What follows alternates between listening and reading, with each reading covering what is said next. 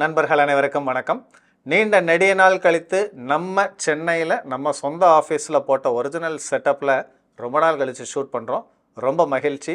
First உங்களுக்கு தான் நன்றி சொல்லணும். ஏன்னா வீடியோ அடிக்கடி போடலைன்னாலும் தொடர்ந்து நம்ம சேனலில் நீங்கள் சப்ஸ்கிரைபராக இருக்கிறதுக்கே ஒரு பெரிய நன்றியை சொல்லிவிட்டு இந்த வீடியோவில் என்ன நம்ம பேச போகிறோம் அப்படிங்கிறத ஆரம்பிக்கிறோம். அதுக்கு முன்னாடி வழக்கமான நம்ம பங்குச்சந்தை டிஸ்க்ளைமர், பங்குச்சந்தை முதலீடுகள் அபாயத்துக்கு உட்பட்டது அப்படிங்கிறத தெரிஞ்சுக்கிட்டு நீங்கள் உங்கள் முதலீட்டு முடிவுகளை சுயமாக சிந்தித்து உங்களோட முதலீட்டு ஆலோசகரோட உதவியோடு எடுத்துக்கோங்க அப்படிங்கிறதான் நான் சொல்ல விரும்புகிறது. செபி அதை தான் சொல்லுது.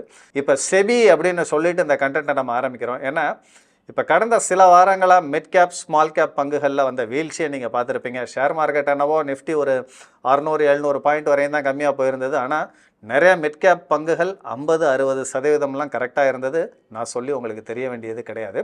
இதுக்கு பின்னாடி என்ன காரணங்கள், ஏன் இந்த மாதிரி நடந்தது அப்படிங்கிறத நம்ம பார்க்குறதுக்கு முன்னாடி கடந்த சில மாதங்களுக்கு முன்னாடியே மிட் கேப் ஸ்மால் கேப் பங்குகளில் நீங்கள் எச்சரிக்கையாக இருக்கணும் அப்படிங்கிறத நம்ம ஒரு பதிவில் போட்டுருந்துருப்போம்.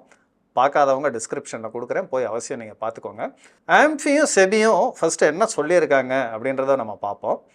மிட் கேப் ஸ்மால் கேப் பங்குகளில் ஒரு ஃப்ராத் ஃபார்மேஷன், அதாவது ஒரு நுரை போன்ற ஒரு அமைப்பு. அவங்க என்ன சொல்ல வர்றாங்க அப்படின்னா, ஒரு அதிகப்படியான வேல்யூவேஷன், அந்த மாதிரி டெர்மினாலஜியை யூஸ் பண்ணி சொல்கிறாங்க. அவங்க அதிகப்படியான வேல்யூவேஷன் இருக்குது அப்படிங்கிறத அவங்க கண்டுபிடிச்சது உண்மைதான். ஆனாலும் செபியும் ஆம்ஃபியும் இவ்வளோ நாள் ஏன் அதை வளர விட்டாங்க அப்படிங்கிறது செபிக்கு நான் எழுப்பக்கூடிய கேள்வி அப்படின்னு நான் சொல்கிறேன். ஏன்னா நிறையா சிறு முதலீட்டாளர்கள் இந்த அதிகப்படியான ரிட்டர்ன்ஸை பார்த்துட்டு மியூச்சுவல் ஃபண்ட் மூலமாகவும் நிறைய பேர் வந்திருக்காங்க இல்லையா? அப்போ நல்லா ஏறினதுக்கப்புறம் செபி இந்த மாதிரி ஸ்டேட்மெண்ட்டை கொடுக்கறதுக்கு பதிலாக இவங்க முன்னாடியே இந்த இன்ஃப்ளோஸ் எல்லாம் ரெஸ்ட்ரிக்ட் பண்ணியிருக்கலாம். பட் இருந்தாலும் அட்லீஸ்ட் இப்போவாவது பண்ணாங்களே அப்படிங்கிற ஒரு முடிவை நம்ம பாராட்டியே ஆகணும். இப்போ ஏன் இந்த ரெஸ்ட்ரிக்ஷன் அவசியம் அப்படிங்கிறத தெரிஞ்சுக்கிறதுக்கு முன்னாடி பங்குச்சந்தையில் ஒரு அடிப்படையான கான்செப்டை நீங்கள் தெரிஞ்சுக்கோங்க. அது எந்த பங்காக இருந்தாலும் சரி, ஏன் ஏறுது அப்படிங்கிற ஒரு அடிப்படையான ரீசன், நிறைய பணம் உள்ளே வந்தால் அந்த பங்கோட விலை ஏறும். அவ்வளோதான், சிம்பிள். நீங்கள் ப்ராஃபிட்டு ரிசல்ட் நல்லா காமிச்சிருக்காங்க, நிறைய நியூஸ் இருக்குது, நிறைய ஆர்டர்ஸ் இருக்குது அப்படிங்கிறதெல்லாம் விட்டுருங்க. பணம் எந்த கம்பெனியை நோக்கி உள்ளே வருதோ அந்த கம்பெனி மேலே ஏறும். எந்த கம்பெனியிலேருந்து பணத்தை வெளியே எடுத்துகிட்டு முதலீட்டாளர்கள்லாம் போகிறாங்களோ அந்த கம்பெனி ஷேர் ப்ரைஸ் விலை இறங்கும். காரணங்கள் வேறு, அதுக்கப்புறம் காரணங்களுக்குள்ளே போகலாம். ஏன் வெளியே வருது, கம்பெனி நல்லா இல்லை, ரிசல்ட்ஸ் நல்லா இல்லை அப்படிங்கிற பல காரணங்கள் இருக்கலாம். ஏன் மேலே ஏறுது, ரிசல்ட்ஸ் நல்லா இருக்குது, நிறைய ஆர்டர்ஸ் வச்சுருக்கின்ற காரணங்கள் பல இருக்கலாம். பொதுப்படையாக நீங்கள் தெரிஞ்சுக்க வேண்டியது, பணம் உள்ளே வந்தால் பங்கு விலை மேலே ஏறும், பணம் வெளியே போனால் பங்கு விலை கீழே வரும். இப்போ நிறையா ஸ்மால் கேப் மிட் கேப் ஃபண்ட்ஸுக்கு சிறு முதலீட்டாளர்களோட பணம் மியூச்சுவல் ஃபண்ட் ரூட்டில் உள்ளே வந்தது அப்படிங்கிற சொல்லியிருந்திருப்போம். இந்த மியூச்சுவல் ஃபண்ட் என்ன பண்ணுவாங்க, பணத்தை வாங்கி வச்சுக்கிட்டு அப்படியே பார்த்துக்கிட்டே இருக்க மாட்டாங்க. ஒரு 5% 10% வரையும் கேஷ் லெவல்ஸ் வச்சுருப்பாங்க. அதுக்கு மேலே பணம் வர என்ன பண்ணுவாங்கங்க, அவங்க பங்குகளில் முதலீடு பண்ணி ஆக வேண்டிய கட்டாயத்தில் இருக்காங்க. அப்போ இருக்கிற எல்லா பங்குகளும் விலை ஏறிடுச்சு, எங்கடா பங்குகள் ரொம்ப கம்மியான விலையில் இருக்குது அப்படிங்கிறத பார்க்குறத விட இருக்கிற போர்ட்ஃபோலியோஸில் தொடர்ந்து அதிகமாக அவங்க முதலீடு பண்ண ஆரம்பிச்சுக்கிட்டே இருந்தாங்க. பங்குகளோட விலை அதோட ரியலிஸ்டிக்கான ஒரிஜினலான வேல்யூவேஷனுக்கு மீறி ஏற ஆரம்பித்தது அப்படிங்கிறது தான் உண்மை. அதன் அடிப்படையில் இந்த இன்ஃப்ளோஸை ஃபஸ்ட்டு ரெஸ்ட்ரிக்ட் பண்ணோம்னா தான் இந்த ஸ்மால் கேப் மிட் கேப்ஸ் பங்குகளில், குறிப்பாக பென்னி ஸ்டாக்ஸ், மைக்ரோ கேப் ஸ்டாக்ஸ்னு சொல்லக்கூடிய பங்குகள்லையும் நீங்கள் இந்த விலை ஏற்றத்தை தடுக்க முடியும் அப்படிங்கிறத நீங்கள் தெரிஞ்சுக்கணும். மேலும் இப்போ நிறைய ஆப்ரேட்டர்ஸ் எல்லாம் கூட செபி இன்வெஸ்டிகேட் பண்ணி பிடிச்சிருக்காங்க. ஃபாரின் ஃபண்ட்ஸ் எல்லாம் கலெக்ட் பண்ணி ஒரு சிலர் மார்க்கெட்டில் ஆப்ரேட் பண்ணுறதெல்லாம் கூட செபி இன்வெஸ்டிகேட் பண்ணிக்கிட்டு இருக்காங்க. அது சம்மந்தமாக நியூஸ் வந்துக்கிட்டு இருந்தது. எந்தெந்த கம்பெனியெல்லாம் இன்வால்வ் ஆகியிருந்தாங்க அப்படிங்கிறத கூட செபி அனௌன்ஸ் பண்ணியிருந்தாங்க. இதுவும் செபியோட ஒரு பாராட்டத்தக்க முயற்சி தான். ஆனால் இந்த மாதிரி நிறைய விஷயங்கள் இருக்குது. இதை பற்றி இன்னொரு வீடியோவில் தெளிவாக போடுறேன். செபி எடுக்க வேண்டிய நடவடிக்கைகள் என்ன அப்படிங்கிறத பற்றி நம்ம பேசுவோம். இப்போ செபி எடுக்கக்கூடிய அந்த நடவடிக்கை ஒரு சிறிய அளவில் தான் தாக்கத்தை ஏற்படுத்தும் அப்படிங்கிறது என்னோட முடிவு. என்ன காரணம்னு கேட்டிங்கன்னா, இப்போ நிறையா மியூச்சுவல் ஃபண்ட் ஹவுசஸ் என்ன பண்ணியிருக்காங்க அப்படின்னா, எஸ்ஐபி முறை மட்டும்தான் ஸ்மால் கேப் மிட் கேப் ஃபண்ட்ஸில் பண்ணணும் அப்படின்னு சொல்லியிருக்காங்க. லம்சம் இன்வெஸ்ட்மெண்ட்ஸ் எல்லாம் அலோவ் பண்ணுறதில்ல அப்படின்னு சொல்லியிருந்திருக்காங்க. இதில் ஒரு சில ஃபண்ட் ஹவுஸ் மட்டும்தான் அதை அனௌன்ஸ் பண்ணியிருக்காங்க. இன்னும் நிறையா ஃபண்ட் ஹவுஸ் அனௌன்ஸ் பண்ண வேண்டியது இருக்குது. குறிப்பாக சின்ன ஃபண்ட் ஹவுஸ் எல்லாம் இன்னும் ரெஸ்ட்ரிக்ஷன்லாம் எதுவும் போடலை. ஏன்னா அவங்க அசெட்ஸ் அண்டர் மேனேஜ்மெண்ட் ரொம்ப கம்மியாக இருக்குது.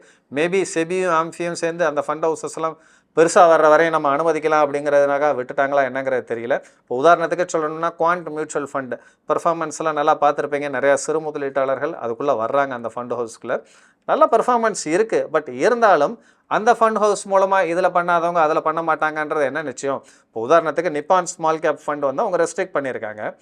அதில் போட்ட எஸ்ஐபியை அவங்க மறுபடியும் குவாண்ட் மியூச்சுவல் ஃபண்டில் எஸ்ஐபி முறையிலையோ லம்சம் முறையிலையோ அவங்க இன்வெஸ்டர்ஸ் ஆகட்டும், இல்லை பெரிய இன்வெஸ்டர்ஸ் ஆகட்டும், ஹெச்என்ஐ இன்வெஸ்டர்ஸ் ஆகட்டும், இந்த ஃபண்ட்ஸை சூஸ் பண்ணலாமே. அப்போ செபி ஆம்ஃபியும் என்ன பண்ணணும், எல்லா ஸ்மால் கேப் மிட் கேப் ஃபண்ட்லையும் ரெஸ்ட்ரிக்ஷன்ஸை கொண்டு வரணும்.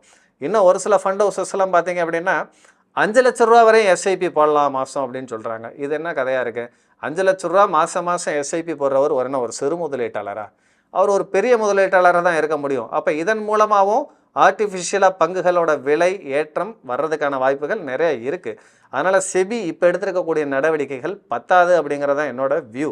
மேலும் இப்போ மார்ச் 15ஆம் தேதி செபி என்ன சொல்லியிருக்காங்க, ஸ்ட்ரெஸ் டெஸ்ட், அதாவது ஸ்மால் கேப் ஃபண்ட்ஸுக்கு ஒரு ஸ்ட்ரெஸ் டெஸ்ட் அப்படின்னு ஒன்று அனௌன்ஸ் பண்ணுறோம் அப்படின்னு சொல்லி அதை ரிசல்ட்டை கூட அனௌன்ஸ் பண்ணியிருக்காங்க. அப்படின்னா என்னங்க இந்த ஸ்ட்ரெஸ் டெஸ்ட் எதை குறிக்குது அப்படிங்கிறத பார்ப்போம். இப்போ உதாரணத்துக்கு நான் ஒரு டேட்டா படிக்கிறேன். இப்போ நிப்பான் இந்தியா ஸ்மால் கேப் ஃபண்டு, இவங்களோட அசெட்ஸ் அண்டர் மேனேஜ்மெண்ட், இவங்க நிர்வகிக்கக்கூடிய சொத்தோட மதிப்பு பார்த்தீங்கன்னா 46,000 கோடி. எக்ஸலண்ட்டான ஒரு ஸ்மால் கேப் ஃபண்டு, ரொம்ப நாளாக இருக்கக்கூடிய ஸ்மால் கேப் ஃபண்டு இது. 50% போர்ட்ஃபோலியோ 27 டேஸ் அப்படின்னு சொல்கிறாங்க. அப்படின்னா என்ன இதை மீன் பண்ணுது அப்படின்னா, இவங்களோட 50% பங்குகளை விற்கிறதுக்கு 27 நாள் ஆகும் அப்படிங்கிறது இதோட கேல்குலேஷன். அதாவது 25% இவங்க போர்ட்ஃபோலியோவை விற்கிறதுக்கு 13 நாள் ஆகுது அப்படிங்கிறது அர்த்தம். அப்போ கம்மியான நாளில் அதிகமாக எந்த கம்பெனி விற்கக்கூடிய அளவில் இருக்கோ அப்போ ஸ்ட்ரெஸ் கம்மியாக இருக்குதுன்னு அர்த்தம். இப்போ உதாரணத்துக்கு எஸ்பிஐ ஸ்மால் கேப் ஃபண்டு 25,500 கோடி அவங்க அசெட்ஸ் அண்டர் மேனேஜ்மெண்ட் இருக்குது.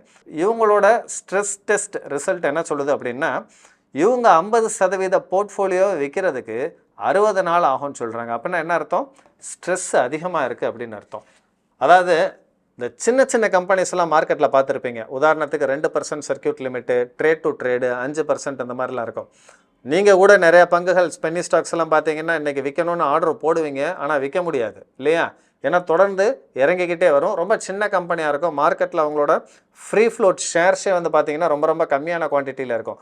அப்போ அந்த மாதிரி கம்பெனியெல்லாம் போர்ட்ஃபோலியோவில் நிறையா ஒரு மியூச்சுவல் ஃபண்ட் ஹவுஸ் வச்சுருந்தாங்கன்னா அவங்களோட மியூச்சுவல் ஃபண்ட் போர்ட்ஃபோலியோவை லிக்விடேட் பண்ணுறதுக்கு அதிக நாள் ஆகும் அப்படிங்கிறது தான் இந்த ஸ்ட்ரெஸ் டெஸ்ட் குறிக்குது. அப்போ இந்த ஸ்ட்ரெஸ் டெஸ்ட்டில் கம்மியான நாட்கள் இருக்கக்கூடிய மியூச்சுவல் ஃபண்ட் ஹவுசஸ் எல்லாம் நம்ம பார்ப்போம்.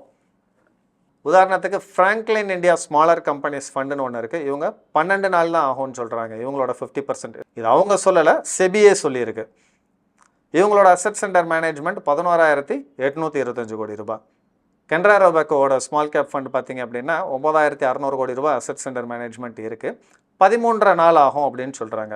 ஸோ கம்மியான நாட்களில் அவங்க 50% போர்ட்ஃபோலியோவை விற்கக்கூடிய அளவில் இருக்காங்க அப்படின்னா ஓரளவுக்கு ஸ்ட்ரெஸ் கம்மியாக இருக்குன்னு அர்த்தம். அப்போ நாங்கள் ஏற்கனவே நிப்பான் மியூச்சுவல் ஃபண்டோ இல்லை எஸ்பிஐயோ வச்சுருந்தோம்னா விற்றுட்டு வெளியே வந்துடலாமா இப்படிங்கிற ஒரு கேள்வி சிறு முதலீட்டாளர்களுக்கு வரும். இல்லை மேலும் ஸ்மால் கேப் மிட் கேப் ஃபண்டில் இப்போ தான் நிறையா முதலீட்டாளர்கள் சேர்ந்துருப்பாங்க. இன்னும் ஒரு சிலர் ஒரு வருஷம்தான் அந்த ஃபண்ட்ஸில் இருந்திருப்பாங்க. இன்னும் ஒரு சிலர் ரொம்ப காலமாகவே இந்த பங்குகளில் முதலீடு பண்ணிக்கிட்டு வந்திருப்பாங்க. அப்போ அவங்களாம் நல்ல லாபத்தில் இருந்திருப்பாங்க. இப்போ இவங்கெல்லாம் என்ன பண்ணலாம் அப்படிங்கிற பார்ட்டுக்குள்ளே நம்ம வரப்போகிறோம். இப்போ முதலீட்டாளர்கள் இந்த மியூச்சுவல் ஃபண்ட்ஸ் வச்சுருந்தீங்க அப்படின்னா என்ன பண்ணலாம் அப்படிங்கிறத பற்றி தீர்வை பற்றி நம்ம பேசுவோம்.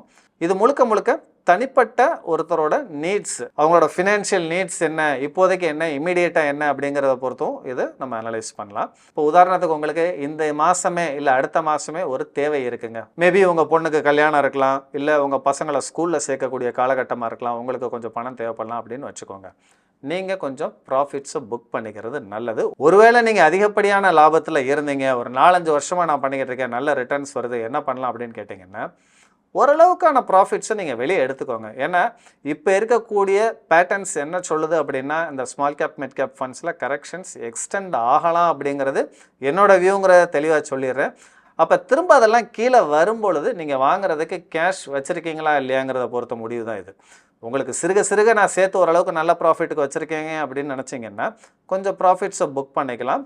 மறுபடியும் ஒரு 20% இல்லை ஒரு 15% அட்லீஸ்ட் வரும்பொழுது நீங்கள் நீண்ட கால அடிப்படையில் இன்னும் ஒரு 3 வருஷத்துலேருந்து 5 வருஷம் வெயிட் பண்ணுறேன் அப்படின்னா நீங்கள் முதலீடு பண்ணலாம். இப்போ சிறு முதலீட்டாளர்கள், நான் ஒரு 2 வருஷமாக பண்ணிக்கிட்டு இருக்கேங்க, மாதம் ஒரு 1000 ரூபா தான் போடுறேன், ஒரு 2000 ரூபா தான் போடுறேன், ஒரு லாங் டேர்முக்கு போடுறேன், என்னோட ரிட்டையர்மெண்ட்டுக்கு போடுறேன், இன்னும் ஒரு 5 வருஷம் 10 வருஷம் என்னால் வெயிட் பண்ண முடியும்னா நீங்கள் அதை டிஸ்டர்ப் பண்ண வேண்டிய அவசியம் கிடையாது அப்படிங்கிறது என்னோட வியூ. இப்போ இன்னொரு கேட்டகரி ஆஃப் இன்வெஸ்டர்ஸ் வருவாங்க. எனக்கு ஒரு 2 வருஷத்தில் ஒரு தேவை இருக்குது, இல்லை 2 வருஷத்தில் என் பொண்ணுக்கு கல்யாணம் பிளான் பண்ணியிருக்கேன், ஒரு உதாரணத்துக்கு சொல்கிறேன். இவங்க என்ன பண்ணலாம் அப்படின்னா இந்த 2 வருஷத்தில் 3 வருஷத்தில் அப்படிங்கிறது ஒரு சிலர் லாங் டேர்ம்னு சொல்லுவாங்க. ஆனால் நீங்கள் நல்லா கவனிச்சிக்க வேண்டிய விஷயம் என்னென்னா, ஸ்மால் கேப் ஃபண்ட்ஸ் எல்லாம் சமயத்தில் கரெக்ஷன் வந்தது அப்படின்னா அது மீண்டும் பழைய நிலைமைக்கு வர்றதுக்கு 3 வருடத்திலிருந்து 4 வருடம் கூட ஆயிருக்கு அப்படிங்கிறது மார்க்கெட்டில் இருக்கிற ஸ்டாட்டிஸ்டிக்ஸ். நீங்கள் போய் செக் பண்ணி பார்த்துக்கோங்க. இந்த மாதிரி ஒரு டல்லான ஃபேஸ் பார்த்தீங்கன்னா 2015லேருந்து ஒரு 17-18 பீரியடில் கூட வந்தது. ஸ்மால் கேப் ஃபண்ட்ஸ்லாம் தொடர்ந்து இறங்கிக்கிட்டே இருந்தது. ஒரு எண்டே இல்லை அப்படிங்கிற அளவுக்கெல்லாம் இறங்கிட்டு இருந்தது. நிறையா இன்வெஸ்டர்ஸ், என்னோட இன்வெஸ்டர்ஸும் சரி, என்னோட போர்ட்ஃபோலியும் சரி, ஸ்மால் கேப்லாம் பார்த்தீங்கன்னா ஒரு 50% மேலே எல்லாம் இறங்கி இருந்தது ஃபண்ட்ஸு. அந்த மாதிரியான ஒரு டல் ஃபேஸ் வந்து நான் மார்க்கெட்டில் பார்த்தது கிடையாது.